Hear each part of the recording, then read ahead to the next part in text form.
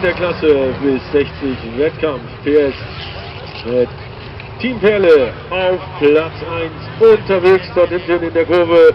Trabant Originalklasse Männer, bitte startbereit machen. Trabant Originalklasse Männer, bitte startbereit machen. Wir sind im vierten Lauf des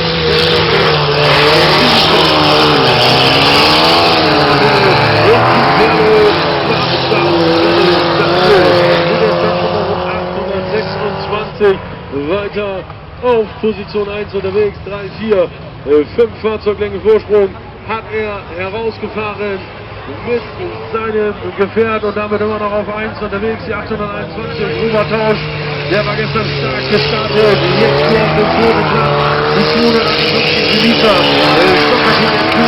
auf der 3 unterwegs, 1,5 Runden haben sie noch gefahren und das sieht nach einem Startsieg für das Team Perle aus, denn die gehen hier jetzt als erstes in die letzte Runde.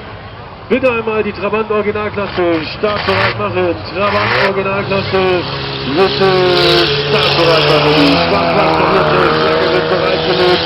Die letzte halbe Runde für das Team Perle.